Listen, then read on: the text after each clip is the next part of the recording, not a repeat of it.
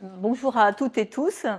Nous sommes ravis de débuter cette nouvelle modalité de conférence-échange aujourd'hui avec l'accueil de Michel Lejoyeux. Merci beaucoup Michel d'avoir accepté cette première.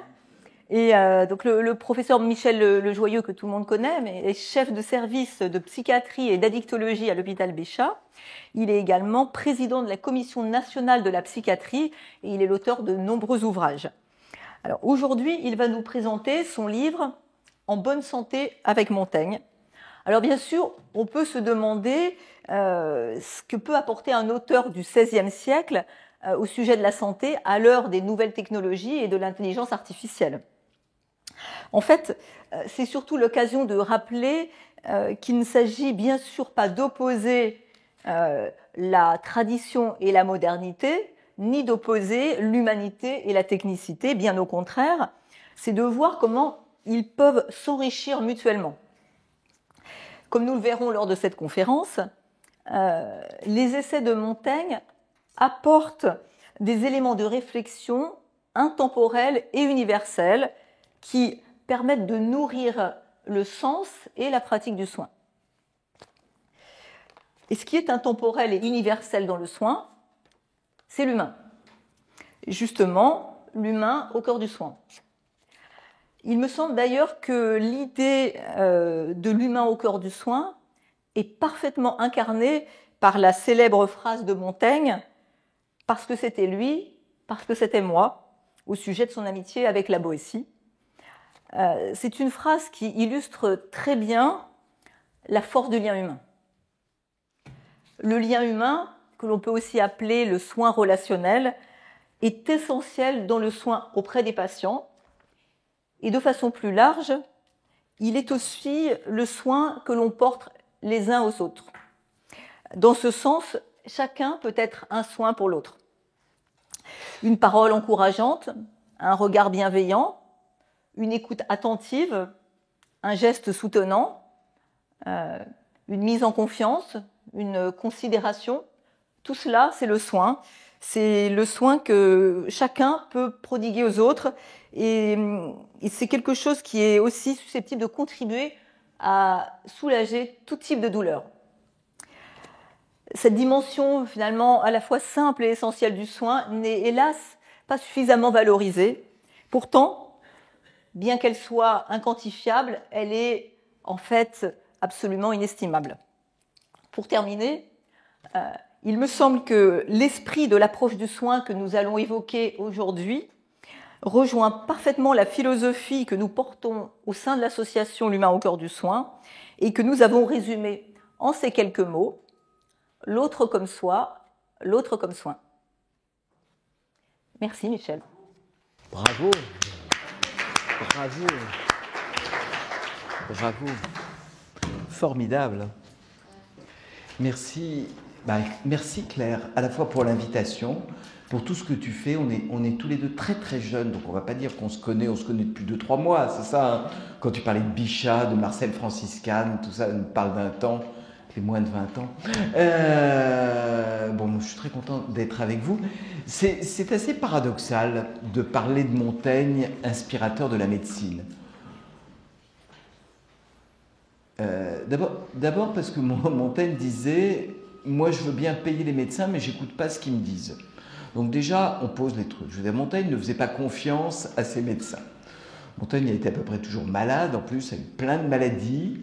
Et au fond, il a bricolé lui-même une sorte de médecine personnelle.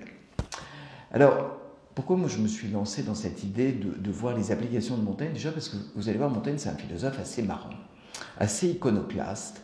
Il n'y a pas des grands concepts comme cette philosophie allemande dans laquelle moi je ne comprends pas grand-chose. On n'est pas dans une philosophie théorique. Et Montaigne dit toujours « le bonheur, je m'en fous ». Moi, j'adore cette idée. Il n'est pas pour l'épanouissement de la vie. Tous ces mots dont on ne sait pas ce qu'ils veulent dire, la résilience, le bonheur, l'épanouissement, l'intelligence émotionnelle, enfin, tous ces mots, toutes ces tartines psychologiques dont on ne sait jamais de quoi il est question, Montaigne dit, mon seul objectif, c'est la santé. C'est une vie avec de la santé et une vie où on s'amuse.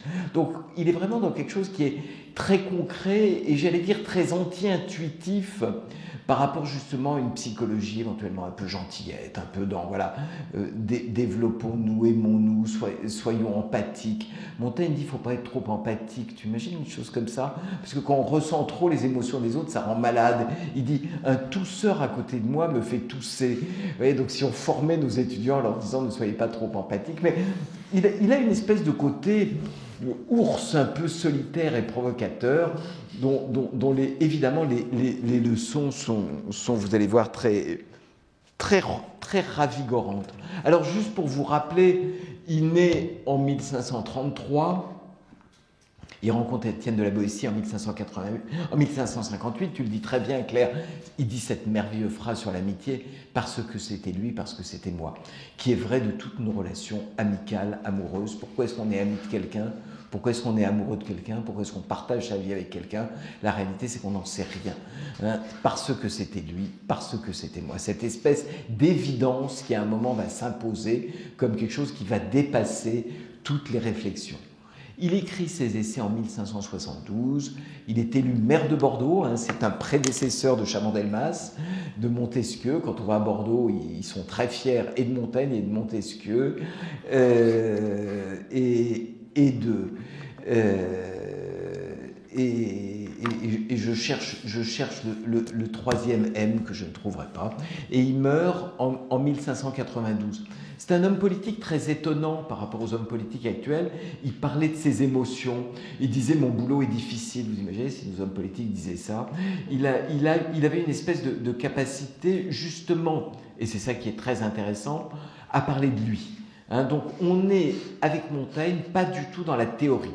Hein, ceux qui aiment les concepts sont très déçus parce qu'il n'y a pas énormément de concepts dans Montaigne, mais il y a énormément d'expérience. C'est au fond le primat, et je pense que c'est quelque chose qu'on transmet en médecine, le primat de l'expérience par rapport à la théorie. Philosophie quand même très originale, qui n'a pas été beaucoup reprise après, parce que finalement on est arrivé à des choses très, très théorisées. Alors, il y a 3 mots que dit Montaigne qui m'apparaissent fondateurs. Le premier, c'est « chacun regarde devant soi, moi je regarde au-dedans de moi ». Je suis toujours très étonné par les gens qui vous balancent des grandes théories, mais qui au fond, dès qu'on leur parle un tout petit peu d'eux, c'est comme si on était extraordinairement impoli, quoi. Et toi, pourquoi tu fais ce boulot-là? Et toi, comment tu vas? Non, mais ce n'est pas des choses qu'on dit. On peut parler en général des choses, mais certainement pas en particulier et en pratique. Montaigne, justement, incarne et est en pratique et se prend lui-même comme objet d'étude. Il dit au début des essais, si la civilisation l'autorisait, je me serais peint tout nu. Vous voyez, vous m'auriez vu tout nu. Il a ce côté bordelais, un peu acariâtre, qui moi me plaît beaucoup. On voit quand l'histoire est difficile, on voit les grands penseurs, et on en a tellement dans l'histoire qui ont soutenu toutes les dictatures, tous les terrorismes.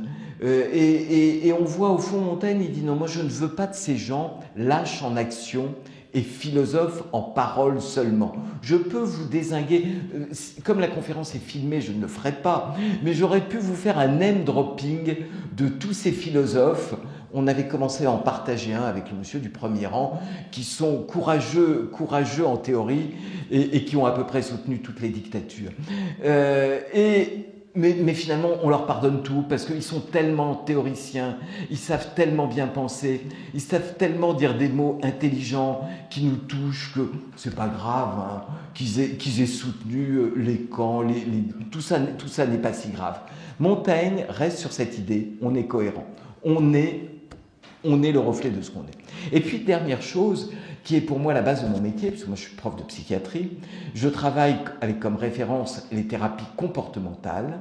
Les thérapies comportementales, c'est quoi? C'est de travailler sur les cognitions, qui sont les croyances, et sur les émotions. Et bien Montaigne, il a inventé ça. Il dit, c'est quoi être courageux? C'est se croire courageux. Si je suis sûr que je n'arriverai pas à faire ce topo, c'est clair que je ne vais pas arriver à le faire. Si je pense que Claire est sympa, qu'on se connaît depuis longtemps, que même si elle s'ennuie un peu, elle dira rien, eh ben, j'ai peut-être une chance d'y arriver. C'est comme ça qu'on bosse en thérapie cognitive. Si on croit en un truc, si on a une croyance sur ce truc, et c'est vrai aussi pour la santé, c'est vrai aussi pour la maladie, c'est vrai aussi pour une relation d'aide, si on est avec un malade et qu'on se dit je ne vais pas y arriver, on a peu de chances d'y arriver. Donc Montaigne travaille sur cette question de la croyance, avec cet exemple de la vaillance face à un danger. Qu'est-ce qui rend courageux? Le fait de se croire courageux. Se croire brave, c'est être brave. Il n'y a pas de meilleur résumé de ce qu'est, au fond, l'approche cognitive ou comportementale. Alors, on est à l'époque des classifications. Vous savez, est-ce qu'on est plutôt obsessionnel, plutôt hystérique, plutôt phobique? Montaigne dit, eh ben moi je suis un caméléon. Je suis timide et insolent à la fois, bavard et taciturne, menteur et véridique. Et il dit, toute personne qui s'étudie vraiment se trouve être un caméléon. C'est-à-dire qu'en fonction des endroits où on est, quand on va être dans une situation sociale, on va plutôt être extraverti.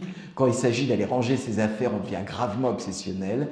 Et la normalité, c'est ce que j'apprends aussi à nos étudiants en médecine quand on leur fait cours sur la personnalité. La normalité, c'est l'adaptabilité. La caméolonitude, inventons un mot, je fais du Ségolène Royal, la capacité à être caméléon, c'est ça qui va définir au fond quelque chose de l'ordre de la normalité ou de la santé.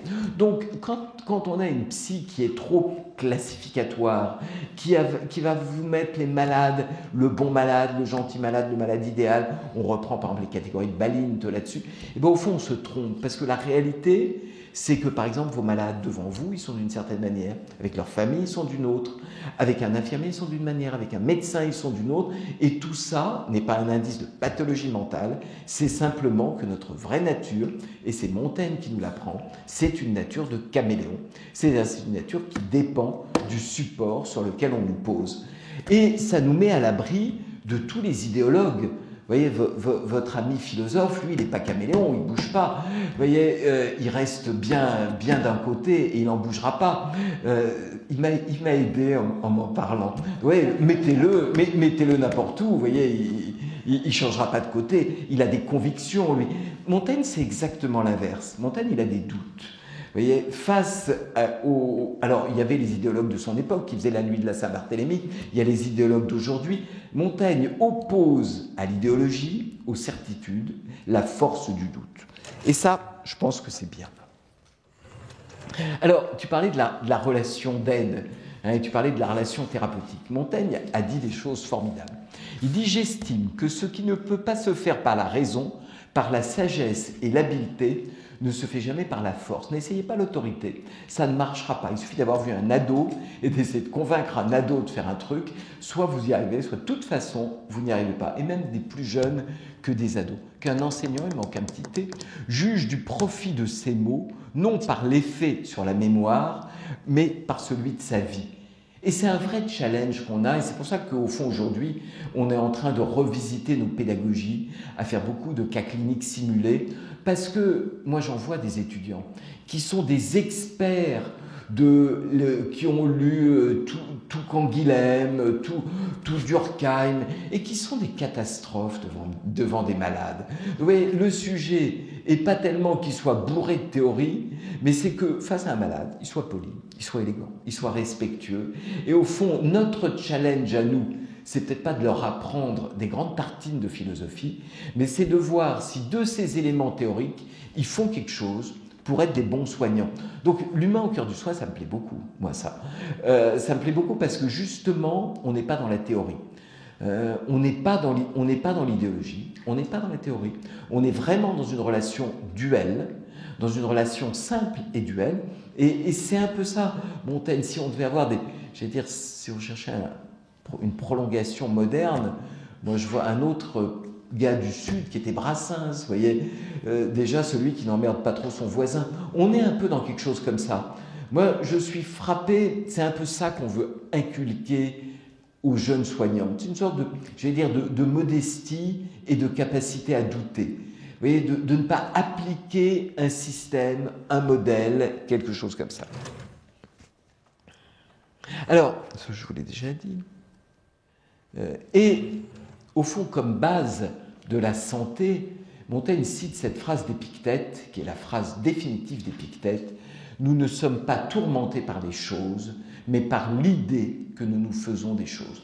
Là aussi, la base de la thérapie cognitive. C'est-à-dire que les événements nous impactent moins que l'idée que nous nous faisons des événements. Vous aurez peut-être... Il est sorti en livre de poche, ceux qui le veulent maintenant, il y en a plein, la FNAC en livre de poche, En bonne santé avec Montaigne. Moi, je vous conseille 2 livres. Le mien, parce que je ne suis pas maso et je ne vais pas vous conseiller. Claire m'a dit juste hier si je pouvais en amener, mais je n'ai pas une fonction de libraire du jour au lendemain. Mais par contre, il est évidemment disponible. Et dans le bouquin, je parle aussi beaucoup des éditions de Montaigne. Moi, je vous conseille l'édition d'André Lanly, Lanly, en bouquin, non, quarto, pardon, chez Gallimard, parce que c'est traduit. Si je dois vous donner un petit conseil pour lire Montaigne, n'essayez pas l'ancien français, sauf si vous êtes des philologues et émérites. Il faut le lire, c'est comme si c'était une langue étrangère. Donc assumons notre incompétence du français du XVIe, et il y a des bonnes traductions en français moderne, ne vous enquiquinez pas. Montaigne a beaucoup, moi je crois que Montaigne est très apprécié à l'étranger, notamment parce que à l'étranger il est lu dans une langue moderne. C'est vraiment un français qui est encore très matiné de latin, avec des références grecques, enfin des mots. On risque finalement soi-même de faire plus de contresens qu'en s'en remettant à une bonne traduction. Celle de Lanly est vraiment très bien. C'est du français moderne, ça se lit très, très facilement.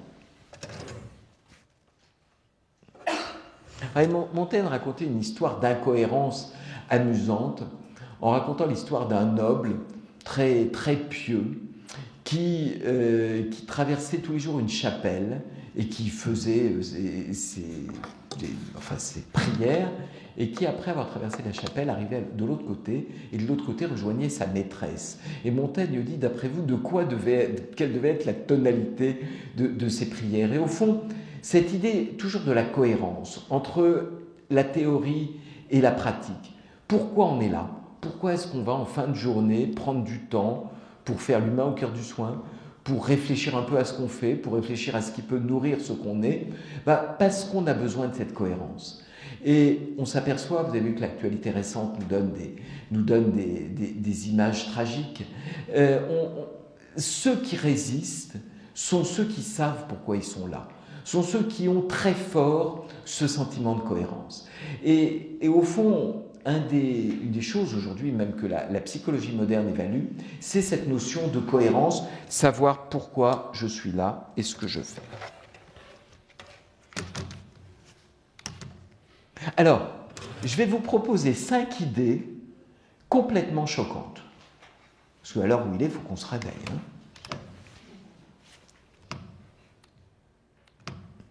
La première idée que dit Montaigne, j'adore cette idée, c'est qu'on a toujours trop d'amis. On a trop de copains. On a trop de relations. Montaigne dit, la relation amicale, c'est comme la relation amoureuse. Difficile d'avoir plusieurs personnes dont on est amoureux en même temps, sinon c'est le donjuanisme, enfin c'est complexe. Et il dit, c'est pareil pour l'amitié. On est dans une société où on a des collègues avec lesquels on a des très bonnes relations, on a des relations superficielles. Montaigne dit, imaginez que vous ayez 2 amis et que ces 2 amis vous demandent des choses incompatibles l'un avec l'autre. Qu'est-ce que vous feriez de ça? Auquel des 2 répondriez-vous? Il dit, il en est de l'amitié, et il est pour une amitié très passionnelle, vous voyez. Et au fond, je trouve cette idée assez jolie, quoi, que l'amitié, il dit d'ailleurs, il y a les amitiés, les collègues, les relations qu'il appelle utilitaires, tout ça, ça ne dure pas. Et les relations, alors c'est encore pire sur les réseaux, comme on dit, les réseaux antisociaux, quoi. Mais au fond, la grande erreur, c'est de se dire que plus on a d'amis, plus on est content. Il y a un travail sud-coréen qui vient de ressortir, qui montre que les adolescents plus ils ont de contacts en ligne, plus ils ont de copains sur les réseaux. Facebook, maintenant un ado a plus Facebook, TikTok, enfin les trucs les plus récents, plus ils ont de contacts, plus ils sont exposés aux tentatives de suicide. Que le nombre de relations superficielles est quelque chose qui fait du mal. Alors c'est peut-être terrible, je dis ça ici, les clubs, les groupes, etc., on a tout ce qu'on veut, mais ne soyons pas dupes des vrais amis dans sa vie. Alors dans le bouquin, histoire de ne pas me fâcher, moi avec tous mes copains, j'ai dit que je passais de 1 à 3, je vous en autorise 3, mais pas beaucoup plus. Vous voyez, et au fond, la passion de Montaigne est évidemment pour Étienne de la Boétie, avec ces merveilleuses phrases, je les raconte dans le bouquin, qui dit sur sa passion de la Boétie, dont il dit « Nos cœurs étaient si proches qui semblaient cousus », et il dit encore un truc après, encore plus beau après, et on ne voyait même pas la couture. Donc cette amitié fusionnelle est vraiment, c'est ce qui rend la vie heureuse, quoi, plus que finalement toutes ces relations. Alors c'est quoi un vrai ami? Montaigne nous dit des choses sur un vrai ami. Un vrai ami, c'est quelqu'un qui n'est pas toujours d'accord avec vous. Vous voyez, les gens qui sont toujours d'accord avec vous, qui vous disent oui, c'est formidable ce que tu penses, sont certainement pas des amis et ne le deviendront pas. Deuxième critère que donne Montaigne de la vraie amitié, c'est quelqu'un qui s'est trompé et qui a eu des échecs. Vous voyez, les médecins très bons, qui se trompent jamais, qui n'ont pas d'événements indésirables, qui ont une pratique parfaite, me paraissent extrêmement inquiétants. Et au premier coup de mou, je ne sais pas ce qu'ils vont devenir. Donc moi, c'était Baline qui disait ce qui est intéressant quand on regroupe des soignants en fin de journée, c'est de leur faire raconter les moments où ils ont été le plus mauvais. Vous savez, raconter le moment où vous avez le plus honte de vous, quoi. Où vous êtes endormi devant un malade, vous avez dit des conneries, et au fond, on est dans une espèce de recherche d'une compétence soignante, alors que moi je pense qu'il vaut mieux travailler sur les moments d'incompétence et essayer de les décrypter, plutôt que d'avoir un médecin compétent ou un soignant compétent qui ne se vit que dans la compétence me paraît hyper inquiétant. Mais ça, c'est peut-être un avis personnel, peut-être Claire n'est pas d'accord. Claire, elle est bonne tout le temps, non, tu ne te trompes jamais, toi. Jamais, tu t'es jamais trompé. Peut-être quand tu étais à Bichat, peut-être, mais il y a longtemps, maintenant depuis que tu es à Saint-Louis, tu t'es plus gouré, c'est ça. Et dernier critère qui me plaît beaucoup, alors j'ai mis Salvador Dali, il y a plein d'autres. Montaigne dit qu'une des manières d'être agressif, c'est d'avoir une langue hermétique. Il y a des gens qu'on ne comprend tellement pas qu'on se dit que ça doit forcément être intelligent ce qu'ils disent. Ça a fait la fortune de penseurs du XXe siècle. Si on n'était pas enregistré, je vous laisserai les noms de tous les psychanalystes auxquels on ne comprend rien, mais dont on se dit ça peut être que bon, quoi. C'est pas possible. À ce niveau-là de rien comprendre, c'est moi qui rate quelque chose. Vous chercherez, vous en trouverez vous-même plein, ou je vous les dirai. Mais vous voyez, au fond, il y a une sorte de prise d'autorité par l'hermétisme. Et on le voit chez les penseurs ou dans les débats. Celui auquel on ne comprend rien ne peut pas être complètement idiot. Ce n'est pas une hypothèse qu'on fait de quelqu'un qui est hermétique. Et Montaigne dit, un vrai ami, quelqu'un qui parle clairement. Et au fond, méfiez-vous des gens auxquels vous ne comprenez rien. Ne soyez pas fascinés par cette puissance de l'hermétisme. Et d'ailleurs, Montaigne, des fois c'est répétitif, des fois c'est un peu barbant, mais c'est toujours très clair. C'est même des fois un peu brutal dans sa clarté. Et je trouve que c'est amusant de prendre un petit temps pour faire un bilan d'amitié. Si vous devez vous trouver vos 3 amis, aujourd'hui, c'est lesquels? Vous allez les chercher, vous allez les trouver. Deuxième sujet, est-ce que vous avez passé du temps dans la semaine qui est passée, ou dans le mois qui est passé avec ces 3 amis, ou alors avec des fâcheux qui, au fond, ne vous intéressent pas? Et au fond, vous voyez, c'est quelque chose qu'on peut faire en thérapie. Est-ce qu'on ne peut pas recentrer, dire, moi non, je passe du temps avec ceux qui comptent vraiment pour moi. Et c'est un peu ça la philosophie de Montaigne. Je ne cherche pas à me faire plus de copains, mais j'ai identifié 2-3 personnes qui me donnent un sentiment de cohérence, et c'est avec eux que je vais prendre rendez-vous et passer du temps. Moi, c'est un grand classique que je fais en thérapie. Quand les patients me disent « mais j'ai pas de copains, j'ai pas de relations », je leur dis « regardez, les numéros, je suis sûr que vos relations les plus fortes, elles sont dans des contacts que vous n'appelez pas. » Dès la distraction, les bons penseurs réfléchissent beaucoup. Montaigne dit, moi je pense qu'on se protège des traumas, des difficultés de la vie en se distrayant. Il donne un exemple qui est assez amusant. Il dit, si vous devez traverser un pont au-dessus du vide, vous avez deux solutions. Soit vous regardez la situation en détail, vous allez tomber pris de vertige, soit vous essayez de penser à autre chose. Il y a tout un essai de Montaigne que je raconte aussi, où il parle de la psychologie des condamnés à mort qui vont à l'échafaud et qui cherchent des moyens de se distraire. Montaigne, c'est plein d'histoires géniales. J'en ai pris quelques-unes, mais ce gars qui on va couper la tête et qui essaie de se changer les idées en lisant un roman et qui met un marque-page très précieusement, très précautionneusement dans son livre avant qu'on lui coupe la tête. Est-ce que c'est pour retrouver la page, vous imaginez? Un autre qui, le bourreau lui donne à boire un petit verre de vin avant son exécution, et il ne veut pas voir parce que le bourreau a bu avant dans le même verre et il a peur d'être contaminé. Donc ouais, il y a plein. Montaigne se moque beaucoup de nos précautions modernes, de nos choses comme ça, et dit au fond, c'est très sérieux la distraction. On a une sorte d'obligation par moment de s'amuser. Si vous regardez les chaînes de télé en continu, aujourd'hui, vous n'allez pas tellement vous distraire. On vous emmène dans une morosité, on vous emmène dans des motifs de morosité. Montaigne nous disant, il est vital aujourd'hui de s'autoriser la distraction comme une espèce d'hygiène mentale. Comme si on n'avait pas le droit de se distraire parce que le monde va mal, comme si on n'avait pas le droit de se distraire parce que... Et au fond, la distraction reste une chose. Et alors, il se met des phrases dans sa distraction. Le sommet de la science humaine, c'est prendre des choses comme elles sont, jouis du présent, le reste est autour de toi.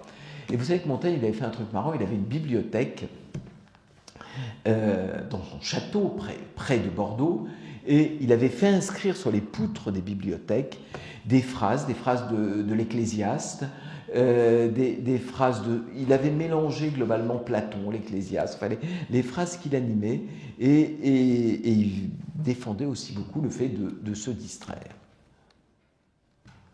Aime la nature. Plutôt que de se prendre la tête, il y a une étude qui vient de sortir cette semaine qui compare l'effet des antidépresseurs au jogging en pleine nature.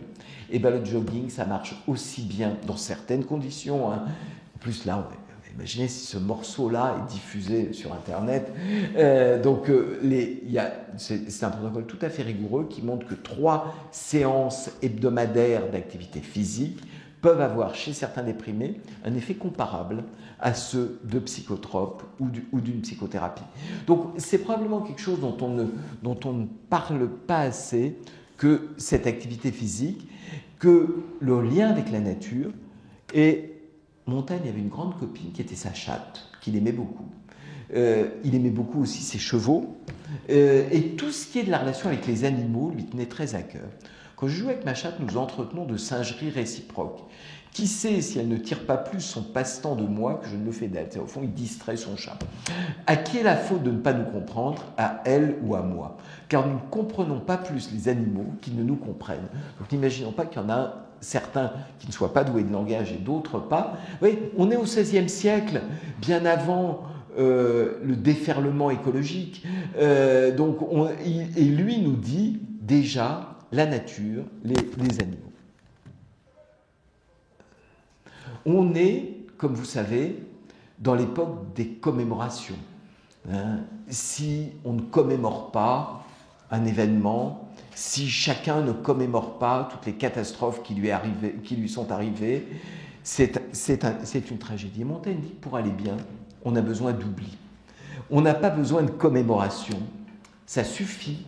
La mémoire, la commémoration, il faut oublier. D'ailleurs, il dit, c'est pour ça que je vous ai mis ce truc-là, il dit, moi j'ai une pensée originale parce que je trouve des auteurs un peu partout et et j'oublie au fur et à mesure. Il dit, si je m'étais souvenu de tout ce que j'avais lu, j'aurais eu une pensée beaucoup moins originale. Il dit un truc très joli, il dit au fond, écrire mes essais, c'était comme aller cueillir des fleurs, moi j'ai fourni le fil qui est autour du bouquet. Et puis il rappelle une évidence qu'on rappelle en thérapie, c'est que les couples qui tiennent ne sont pas les couples qui se souviennent de tout ce qui s'est passé dans leur couple, mais sont les couples qui ont une capacité d'oubli. Si on n'est pas capable d'oublier de temps en temps, donc plutôt que des grands bilans de vie le soir, est-ce que je me souviens de tout ce que j'ai fait ? Ce soir, chérie, on fait un bilan. Ce genre de truc va finir en catastrophe, ne le faites pas. Par contre, on va pouvoir oublier, on va être capable d'oublier, on va avoir des moments qui vont être difficiles. Et vous voyez, je trouve que par rapport à une société moderne qui met en avant la commémoration, le jour de ceci, le jour de cela, oser dire, mais l'oubli fait du bien. Alors, on n'est pas, évidemment, c'est pas un négationniste, hein, mais l'idée de se dire que l'oubli, c'est quand même formidable. Il dit par exemple, le pire, c'est les vieux qui ont encore de la mémoire. Vous voyez, il y a un prétendu philosophe qui a plus de 100 ans, qui se souvient de tout. Vous voyez, il dit, un vieux qui a de la mémoire, c'est insupportable parce qu'il vous raconte des choses pendant des heures. Fuyez-le, celui-là. Vous voyez, un vieux qui oublie, finalement, c'est quand même plus tranquille. Il va moins vous faire de morale, il va moins vous donner de leçons. Et il dit, au fond, un cheval, on respecte, on apprécie un bon cheval parce qu'il sait s'arrêter. Et vous avez tous subi ça, les anecdotes des hypermnésiques sont absolument insupportables. En politique, il dit aussi que de toute façon, il faut un peu d'oubli, sinon on garde des ennemis tout le temps. Et Montaigne dit d'ailleurs, moi je ne fais pas de la politique, bien qu'ayant été maire, il n'est jamais devenu un grand ministre, parce qu'il dit pour être un ministre, il faut être manipulateur, et pour être manipulateur, il faut se souvenir de tout ce qu'on a dit aux uns et aux autres. Donc les personnes oublieuses sont plutôt moins toxiques et moins perverses que ceux qui se souviennent de tout, qui gardent des rancunes et qui sont capables de dire des trucs. Donc vous voyez, si on commence à se dire moins d'amis, plus de distractions, plus d'oubli, on est quand même face à plus de nature et un peu moins de bouquins. Montaigne dit, il ne faut pas trop lire. Il dit, si les livres sont difficiles, lui a une technique. Il dit, j'essaie de les lire une ou deux fois. Si j'y arrive pas, je les balance. Je me dis que j'y comprendrai rien. Mais donc, je vous mets au défi de ne pas comprendre. Vous avez vu, vous l'avez, il est simple, mon bouquin sur Montaigne. Hein, donc. Et je ne me suis pas fait massacrer par les spécialistes de Montaigne, donc j'étais très content. On l'a fait relire par des spécialistes de Montaigne, et on a eu une sorte d'imprimatur. Mais ce qui n'est pas simple, donc moins d'amis, mais des amis avec lesquels on passe du temps, où on les cultive, plus d'oubli, plus de nature. Donc l'amitié, la distraction, la nature, l'oubli. Et dernier sujet, la tristesse. Je crois que c'est pour ça que j'ai eu envie de faire ce bouquin En bonne santé avec Montaigne, parce qu'il dit un truc. Il dit, moi qui reçois des déprimés toute la journée, il dit « Arrêtez d'aimer votre tristesse ». La tristesse n'est pas une qualité morale. Les Italiens utilisent, personne parle italien ici, tristezza, qui est un mot qui veut dire au fond faiblesse. On est dans une culture du catastrophisme et de la tristesse. C'est à celui qui va vous expliquer comment la civilisation va s'arrêter, comment le monde va s'effondrer. Et plus on est triste, plus on est sérieux, vous voyez, plus on mérite d'être pris au sérieux. Hein, et il faut nourrir sa tristesse, puis il y a des grands débats. Et alors, qu'est-ce qui t'a rendu triste aujourd'hui? On en a des trucs, etc. Donc, au fond, on est dans une sorte d'érotisation de la tristesse. Montaigne dit les gens tristes sont cons, vous voyez, pour le dire comme ça. Arrêtez d'aimer votre tristesse. Vous êtes ennuyeux quand vous rapportez des motifs de tristesse, quand vous rapportez vos pensées catastrophistes. Et ça, c'est quand même extraordinairement révolutionnaire. Vous imaginez de combien de théories on se débarrasserait, ce qui ne veut pas dire qu'on est passif, hein, ce qui ne veut pas dire qu'on n'est pas résistant vis-à-vis des choses, mais on se dit, quand je suis triste, je n'ai pas raison. Et, parce que je suis quand même psychiatre, prof de psy, il y a une différence entre la tristesse et le chagrin. Et Montaigne fait cette différence entre tristesse et chagrin. Le chagrin, c'est ce qu'on appellerait dans notre jargon médical actuel l'épisode dépressif majeur. La dépression majeure, c'est le chagrin. Vous avez, un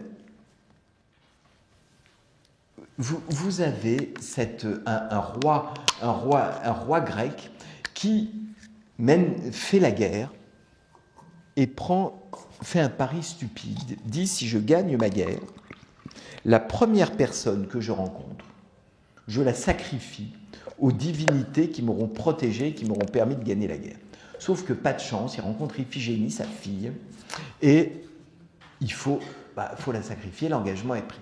Donc là, vous avez le sacrifice d'Iphigénie. L'histoire se finit bien. À la fin, Iphigénie n'est pas sacrifiée.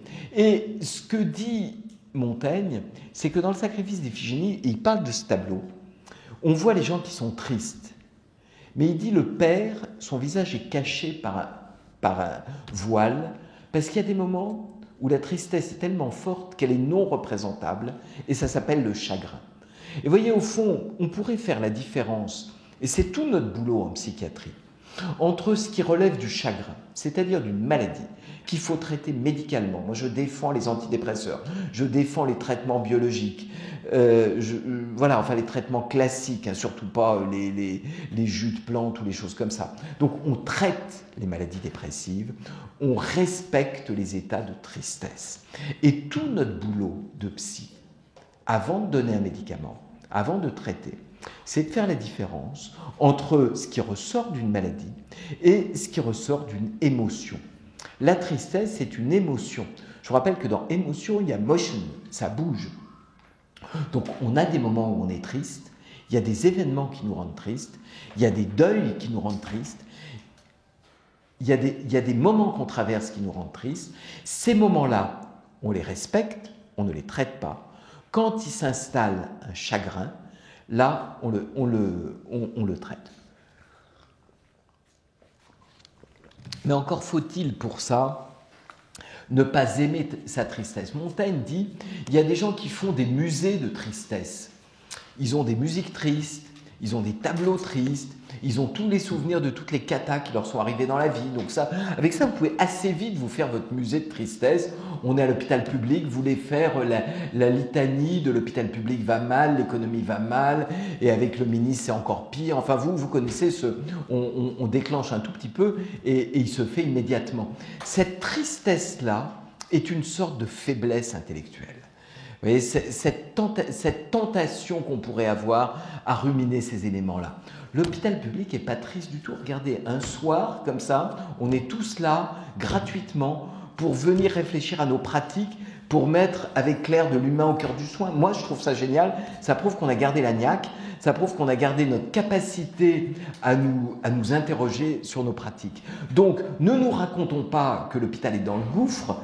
Il y a peu d'autres endroits qui permettent ces moments-là. Alors certes, on a des difficultés, hein, je ne suis pas naïf, je n'ai pas pris des substances avant de venir, et Bichat, c'est pas mieux que Saint-Louis. C'est même pire, on dit toujours que Saint-Louis, vous avez tout, et que Bichat, on a moins. C'est vrai, ça, hein. Nous, on est porte de Saint-Ouen, tout, enfin voilà. Quoi, c'est vrai, hein, vous avez tout, vous. Ouais. Nous, on rame avec moi, mais on a voilà. Et donc, au fond, acceptons cette idée que les grands penseurs de l'hôpital qui vous expliquent que le modèle est terminé, que de toute façon, que la seule chose, vous avez le choix entre la révolution et le suicide collectif, ils ont tort. Il y a une espèce d'amour de la tristesse qui devient une habitude d'esprit. Vous savez, il y a des gens, quand ils vont bien, on se demande pourquoi, on leur dit il aurait arrivé quelque chose. On ne peut pas, et comment ça va dans ton service? Oh là là, dans mon service, je ne te dis pas. Et dans le tien, encore pire. Il y a une espèce de facilité ou de lieu commun à ne partager que de la tristesse. C'est normal, quoi, hein. On est celui qui dit moi c'est compliqué mais ça va peut-être pas si mal, ne joue pas le jeu collectif, et de cette tristesse érigée en valeur moderne. Et ça, Montaigne nous le dit, et je trouve ça très bien. Alors deux, trois autres petites idées.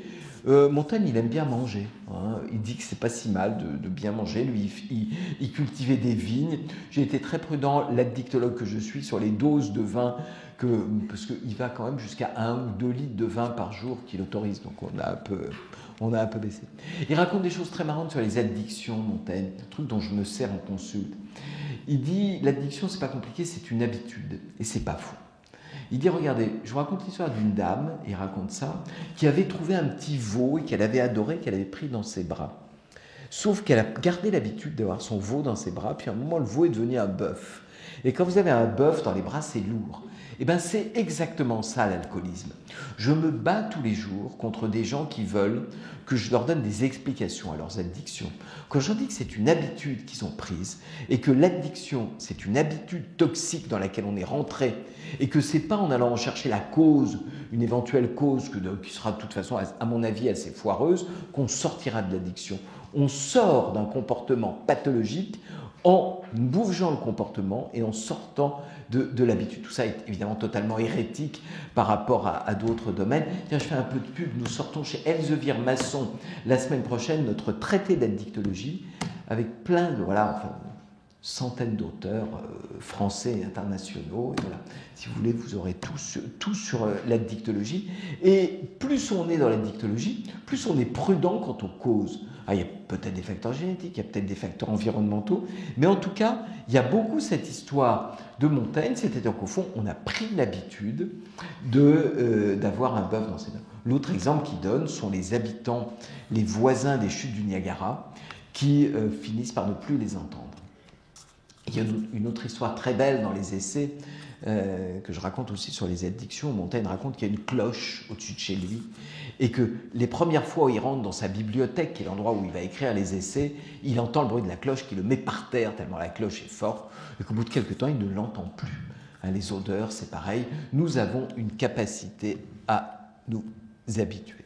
Et pour finir, pour avoir le temps de discuter avec vous, je vous cite la dernière phrase, c'est de Montaigne, parce que Montaigne c'est aussi un philosophe assez drôle. Nous cherchons d'autres manières d'être parce que nous ne comprenons pas l'usage des nôtres.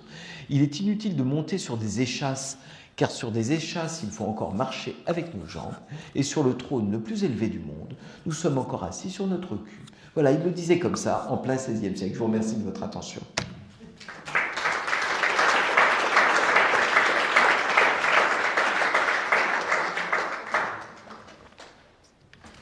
C'est l'heure des questions. Alors, il n'y a pas de micro, mais on s'entend dans cette salle, on s'entend très bien. Safa. Bonjour. Bonjour. Donc, je suis oncologue médicale. Oui. Et vous avez parlé un moment des groupes Balint. Oui. Vous l'avez très rapidement évoqué. Et donc, moi, je me pose la question, finalement, un groupe Balint, si je comprends, il est anti-Montaigne, quelque part. On se rassemble, on se fait des amis superficiels, on discute de la tristesse, on évoque des choses, donc on ne les oublie pas, mais on les ramène un peu. Alors, donc je ne sais pas ce que vous en pensez, est-ce que c'est aidant, pas Alors, plusieurs choses. Déjà, Balint c'est absolument passionnant. Hein, l'hystérique, le sexe, le médecin, c'est un bouquin absolument indépassable. Vous savez, si je dois vous faire la psy vue d'avion, il y a les psychanalystes allemands, Freud qui est très nourri de phénoménologie, enfin de philosophie, de phénoménologie, et puis il y a les psychanalystes hongrois, dont Balint, dont Sándor Ferenczi, qui sont beaucoup plus pratiques. Donc c'est très intéressant Balint. Moi, je suis un grand fanatique de Balint, parce que Balint, ça ne vous parle pas de, je ne sais pas quoi, les topiques, ça vous parle de ce qu'est une relation. Donc, s'interroger sur ce qu'est une relation entre un soignant et un soigné. Peut-être un jour, Claire, elle nous réinvitera et je vous parlerai de la relation soignant-soigné et des modèles qu'il y a là-dedans. Mais s'interroger et prendre les moments. Si on veut s'interroger sur la relation, il faut prendre des moments où on a été mauvais. Ça, c'est indiscutable. Si je vous raconte toutes les fois où j'ai été bon, ça n'a aucun intérêt. Mais les moments où on s'est vraiment raté, et Balint, c'est un partage d'échecs. Donc, je dirais que ce sont dans des champs complètement différents, et je ne ferai pas parler Balint, enfin, je ne rapprocherai pas Balint de Montaigne, ni dans un sens, ni dans l'autre. Ce qui est très intéressant chez Balint, à la différence d'autres psychanalystes, c'est que c'est un psychanalyste totalement appliqué à la médecine. Par exemple, Balint dit il y a la partie biologique de l'examen, qui est un truc que vous savez faire, prenez attention, faites des radios, faites des prises de sang, tout ça c'est facile. Et puis la partie non biologique de l'examen, on parle de la mort, on parle de la sexualité, on parle des proches, on est dans des phénomènes identificatoires, ça c'est beaucoup plus dur. Et Balint dit c'est important de savoir quand on est en interaction médicale, est-ce qu'on est dans la partie bio, bon vous essayez de ne pas faire de bêtises sur cette partie-là, mais c'est quand même très cadré, ou est-ce qu'on est dans la partie identificatoire, dans la partie émotionnelle? Oui, donc, je vois pas, enfin, je pense que Balint incite à réinterroger sa pratique. Alors, sauf si vous tombez sur des balintiens idéologues qui vont vous donner, mais ce n'est pas dans l'esprit de Balint que de donner des règles.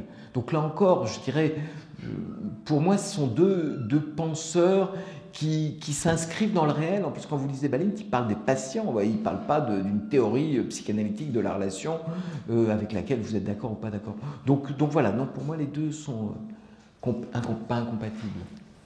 J'en rajouterais bien une couche sur Balint que j'ai adoré en lisant son bouquin à 25 ans. Ce qui m'avait séduit, pour le dire vite, c'était justement, c'était un grand pragmatique. Il expliquait qu'un médecin généraliste avait une consultation qui durait 10 minutes. Et il disait, oui, mais par contre, il peut revoir son patient 5 fois, 10 fois. Et donc, il disait, le lien pouvait se faire, et voilà, et dans certains cas, justement, probablement celui de la tristesse et pas du chagrin, il disait que le généraliste pouvait être plus efficace qu'un psychiatre. Et la deuxième chose que je voudrais, j'ai fait un groupe Balint efficace. Et en fait, ce qui marche... Il faut y croire qu'on fait un groupe Balint. Oui, mais ce qui marche, c'est le fait que la relation de confiance dans une dynamique de groupe fait que justement, on va raconter nos conneries, nos petites saloperies, nos petits machins, et que c'est là que le groupe Balint va marcher. Si chacun reste sur son bord à soi, le groupe Balint va foirer. Oui, tout à fait. Ça reste très... Alors, c'est écrit, ça avait été traduit par Lucien Israël. Il y a un très joli... et Lucien Israël avait fait aussi un très joli livre qui s'appelle « Boiter n'est pas péché », qui est aussi un livre de tolérance vis-à-vis des petites... paille qu'on peut avoir. Alors, souvent, les balintiens purs sont chiants parce que vous avez là-dedans beaucoup de théories, mais l'idée d'un partage de pratique, on le fait tous. J'allais dire, Balint, c'est un peu Monsieur Jourdain, quoi. On fait tous du Balint sans forcément le savoir. Quand vous faites vos revues d'événements indésirables, vos RMM, on est dans du Balint. Ce qui est intéressant, c'est qu'on laisse une parole circuler. Donc moi, je pense que ça reste un très beau modèle de la relation. L'autre chose que j'apprends à mes étudiants, c'est à quel point la parole du soignant a du poids.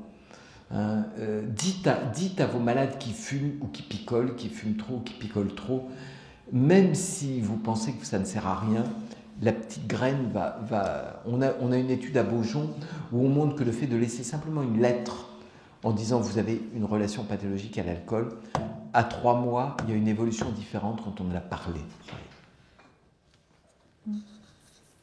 Et alors, tu utilises en consultation les références à Montaigne régulièrement ? Ça dépend pas aux urgences de Bichat, je vais te dire la vérité. Quand tu arrives aux urgences de Bichat, que tu as 13 patients sous contrainte, pas de lit d'aval, tu vois, on n'est pas à Saint-Louis, nous. Donc, aujourd'hui, là, je vais vous refaire la tristesse, la psychiatrie publique dans les SAU est extrêmement complexe, mais je dirais, on utilise plus pour nous. On a besoin, je pense, de modèles pour avancer. Pas forcément pour les inculquer à nos patients, mais pour nous. Un des bénéfices du modèle psychanalytique, c'est qu'il a donné aux soignants des références, des modalités, un regard sur le monde. Moi, je défends beaucoup la thérapie comportementale. Je pense que tout ce qui est autour du stoïcisme, tout ce qui est autour des bases philosophiques de la thérapie comportementale, on ne peut pas affronter nos malades, que ce soit vos malades cancéreux ou que ce soit nos malades psy ou les autres, vos malades en précarité, sans, j'allais dire, quelques éléments dépassant un tout petit peu notre pratique. Donc, pour le dire plus directement, je me sers de Montaigne plus pour moi que pour eux, quoi, voyez. Je pense pas qu'on leur fasse... Enfin, il y a un petit jeu dans le livre, parce que j'ai un éditeur génial qui m'a proposé, pour que le livre soit amusant, le livre est une montaignothérapie, c'est-à-dire qu'une dame vient me voir, me dit « je veux pas de médicaments », je dis « mais c'est pas grave madame, on va faire une thérapie Montaigne ». À la fin du livre, j'explique que c'est une fiction, histoire de pas avoir... Mais le pitch du bouquin est celui-là, voilà, mais dans la vraie vie, c'est plus pour nourrir notre réflexion que de lui dire bah, « madame, lisez donc Montaigne ». Je me suis beaucoup reconnue dans Marie. Ah, ben voilà, c'est comme ça que ça marche les livres, il faut s'y reconnaître. J'y croyais pas, ça, moi, quand mon éditeur m'a dit, si tu ne mets pas un patient, tu vas, il m'a pas dit enquiquiner tout le monde, et voilà, donc j'adore que vous me disiez ça.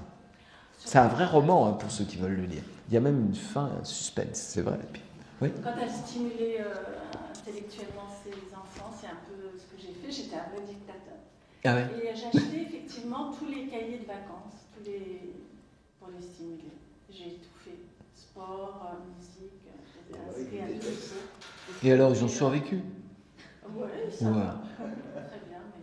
Vous savez ce que répondait Freud quand on demandait à... reproche, oui, c'est bien, mais s'ils n'ont rien à vous reprocher, c'est terrible. Ce que répondait Freud quand on lui demandait quoi faire avec les enfants, il disait « faites, de toute façon, vous ferez mal. » Donc, de toute façon... donc, je pense qu'aujourd'hui, le perfectionnisme parental est pire que les petites erreurs des parents. Moi, j'adore l'idée qu'on se rate un peu de temps en temps dans les relations avec les enfants. Mais ce que dit Montaigne sur les relations aux enfants, sur le fait que l'autorité ne fonctionne pas, que c'est vraiment la conviction et la tolérance qui marchent, c'est tellement vrai quoi, au quotidien. On avait juste une question par rapport au fait de se rater parfois et rien avoir à se reprocher. Dans un environnement quand même qui nous fait sentir qu'il ne faut pas se rater, et surtout le patient. Avant, je ne dis pas qu'avant c'était mieux que maintenant, hein. Mais il y avait une certaine confiance envers le soignant que je trouve un peu plus complexe à mettre en place, d'autant plus qu'il y a toujours l'arrière-pensée que si ce n'est pas ce soignant, ça va être quelqu'un d'autre. Celui qui a, c'est les histoires un peu d'ubérisation, il y a des avis positifs, des échanges, je vais avoir 15 médecins pour me donner ce que je souhaite entendre en tant que patient. Qu'est-ce que vous pensez de ce rapport médecin-patient dans ce contexte-là? C'est assez... Oui, c'est effectivement assez compliqué. Nous, on fait venir souvent dans le service quelqu'un que j'aime beaucoup, qui est Étienne Klein. Et on se fait de la pub. On a fait une émission sur Montaigne. J'ai fait une émission avec Étienne Klein sur Montaigne, que vous retrouverez en podcast sur France Culture. Et Étienne Klein dit, au fond, il faut un peu éduquer nos patients au fait que quand on n'est pas bardé de certitude, c'est peut-être un signe de compétence, quoi, vous voyez. Il y a un peu de pédagogie à leur faire quand même. Regardez sur le Covid, ça a été quand même frappant. Les seuls qui étaient sûrs étaient ceux qui n'y connaissaient rien.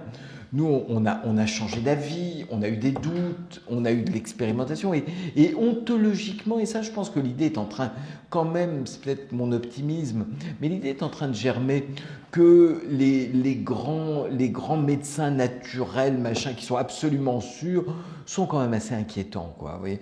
Donc je pense que... Alors, évidemment, à un moment, il faut conclure et il faut donner un avis au patient. Mais lui dire que cet avis, il est nourri de consensus, de guidelines, et qui sont susceptibles d'évoluer, pour beaucoup de patients, je pense que ça peut être rassurant, quoi. Je pense qu'il ne faut pas céder sur la base scientifique, quoi. Sur au fond le fait que, et s'ils ont besoin, alors c'est Baline qui parlait du médecin doctrinaire, celui qui sait tout, qui ne doute pas, s'ils en ont besoin d'un comme ça, ils finissent par trouver un charlatan à la fin, hein. Nous on ne peut pas, dès qu'on se veut faire une médecine fondée sur les preuves, fondée sur l'expérimentation, fondée sur la science, on ne peut pas être doctrinaire, puisque par définition, et c'est là où je trouve que Étienne Klein l'a très bien montré en philosophie des sciences, par définition, notre pratique ne peut être qu'évolutive et contradictoire, puisque justement, on va avoir un protocole qui va être différent. Donc, ça peut presque se dire, ça. Moi, je trouve qu'on peut faire cette pédagogie-là.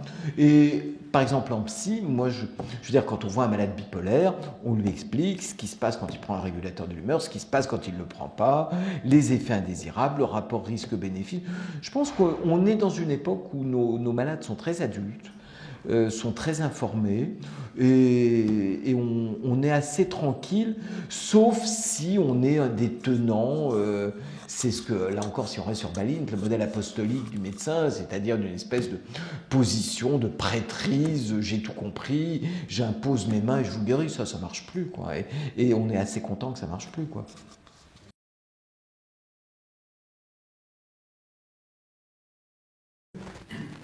Montaigne considère que l'Esprit Saint est la meilleure des méthodes. Avoir l'Esprit Saint, c'est refuser d'être triste, se taire quand on est en colère, par exemple, préférer se divertir plutôt que d'écouter ses angoisses, apprendre à détecter les personnes toxiques, etc. Et le problème aujourd'hui, quand on parle de Montaigne comme étant actuel dans notre vie moderne, contemporaine, et comment adapter cet esprit saint dans une société moderne de plus en plus, je dis, malsaine. Est-ce possible aujourd'hui de faire de Montaigne notre coach de comportement alors que notre société nous renvoie de plus en plus à des pratiques de violence, de tristesse, de mélancolie, etc. Oui, non, ce que vous dites est très, très, très juste.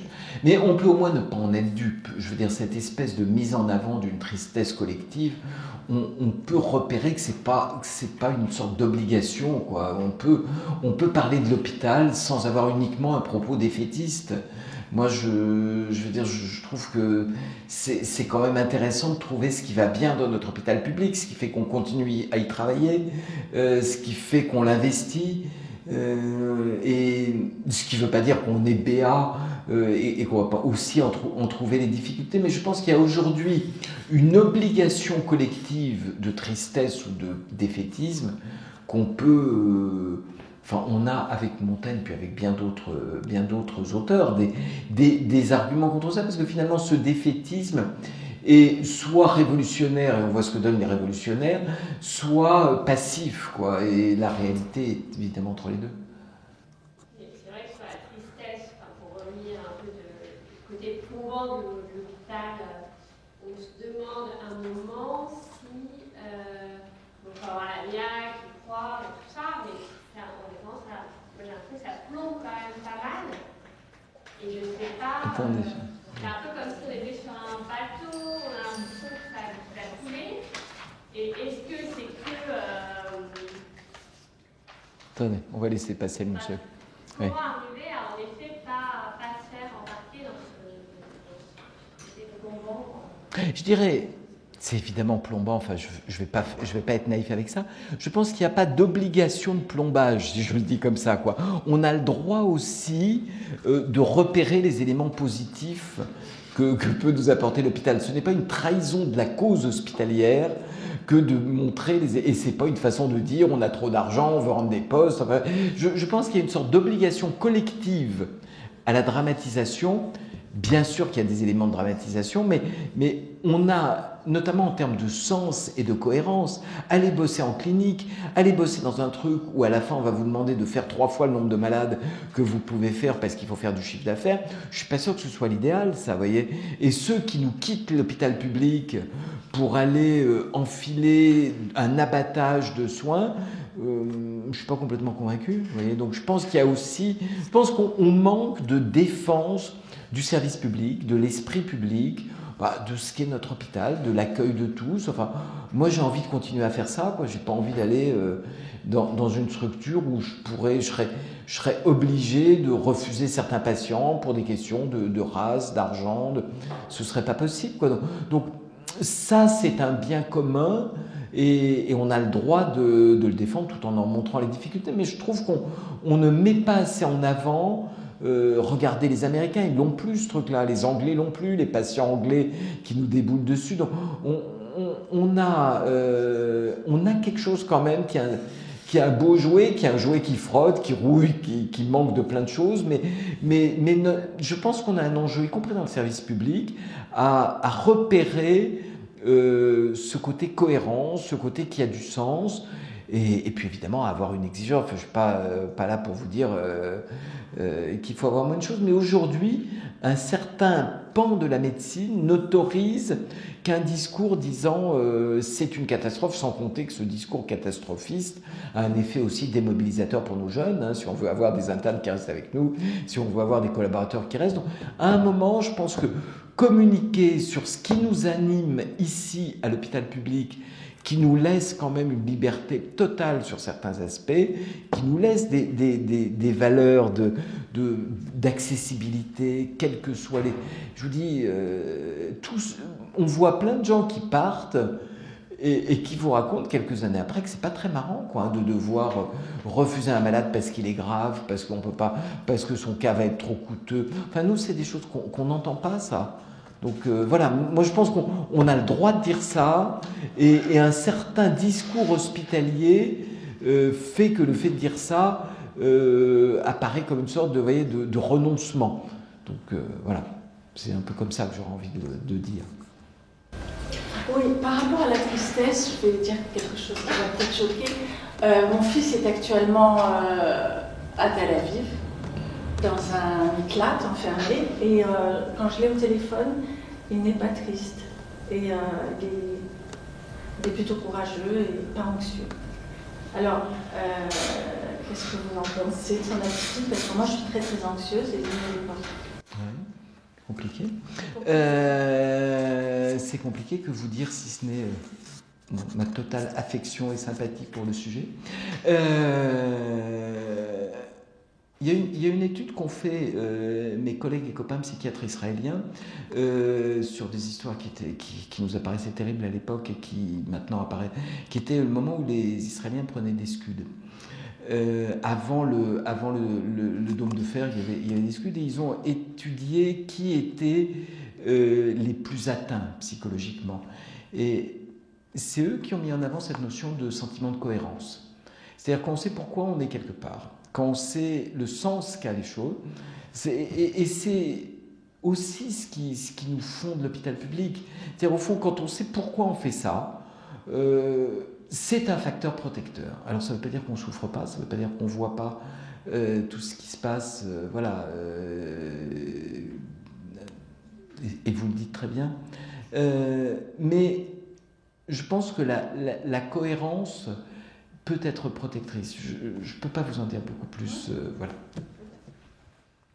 Et je crois qu'il y a des vrais sentiments de cohérence. Est-ce qu'il y a encore des questions? Juste Ah oui, bien sûr. Et puis je peux, oui. Oui. Au contraire. Juste par rapport à ce que vous décriviez sur la distraction, être vers l'extérieur, etc. C'est un peu, ça va un peu dans le sens inverse de ce qu'on dit dans des situations psychologiques complexes, de l'ordre de la méditation et de rester en soi, de regarder à l'intérieur. Est-ce que c'est antinomique, le fait de chercher la distraction Alors, la méditation, c'est une technique. Hein. Nous, on a par exemple un hôpital de jour mindfulness. C'est pas du tout antinomique. D'abord, si vous essayez de vous concentrer sur un truc, votre esprit va partir ailleurs forcément. Ça, c'est un grand classique. Non, c'est plutôt en opposition, quand Montaigne le dit, c'est plutôt en opposition à l'intellectualisation. Vous voyez, quand vous êtes dans un abri, vous pouvez intellectualiser les choses, vous avez un danger qui est là. Donc de toute façon, ça ne sert à rien de le triturer, de l'intellectualiser. Et au fond, c'est plus ça. On a le droit de se distraire, même dans des situations extrêmes. Et le mindfulness peut être une manière aussi de méditer. Je poserais bien une question sur le sous-titre du livre « Esprit saint, corps saint ». Juste pour dire que c'est en cohérence aussi avec ce qu'on essaye de défendre dans l'humain au cœur du soin, c'est cette approche globale du soin. Mais en pratique, est-ce que tu penses qu'on va plutôt vers ça dans l'évolution de du système de santé, ou est-ce que, hélas, on est encore trop dans cette fragmentation et ce clivage entre le somatique et le psychique? Alors moi, j'ai aucun doute.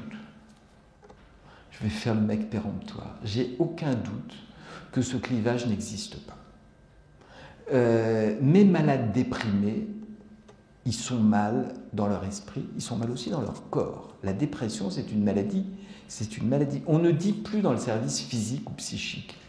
Quand on est déprimé, on multiplie par je ne sais combien son risque d'infarctus. On a les vaisseaux qui souffrent. On a, moi j'ai étudié la médecine il y avait longtemps avec Loïc Guilvin, mais c'était pas d'un temps là encore, et qui disait que la dépression c'est peut-être une maladie vasculaire. Donc cette idée de séparer l'un et l'autre, c'est vraiment la médecine la plus mauvaise qui soit. C'est même pas au sens gentillet, intéressons-nous à la psy des malades somatiques ou au soma des malades physiques. C'est-à-dire qu'on ne voit pas de troubles qui n'atteignent pas les deux. Donc, je veux dire, je pense que les évidences s'imposent aujourd'hui. Un déprimé non traité, c'est un malade vasculaire, je veux dire, aujourd'hui. Au point que mon copain Gabriel Steg donne systématiquement maintenant à tous ces malades vasculaires en post-accident vasculaire des antidépresseurs avec une vraie logique cardiologique. Donc non, quoi. Il n'y a pas de dualisme, aucun doute là-dessus. Mais est-ce que tu penses en effet que le système de santé évolue dans ce sens-là? Parce que bien sûr... Oui. Moi, je trouve qu'on est très reconnu. Regarde, aujourd'hui, tout le monde parle de santé mentale, à condition qu'on soit un peu clair dans ce qu'on dit, qu'on ne soit pas trop foireux dans nos concepts, qu'on ne dise pas qu'on a des maladies très compliquées, on a des maladies aussi compliquées. Enfin, c'est pas plus dur de faire un diagnostic de dépression que de lupus. Enfin, les psychiatres ont été très coupables. Les conneries des psychiatres sur la genèse psychanalytique de l'autisme, c'est une catastrophe.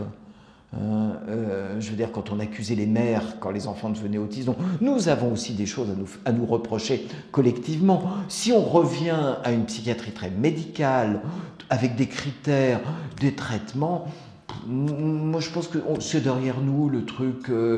Moi j'ai plus de mal à. Enfin, j'ai pas de gens qui me disent tout ça. Enfin, je veux que des antibiotiques pour traiter ma dépression. Enfin, ça fait longtemps que j'ai pas eu ça, quoi. Donc.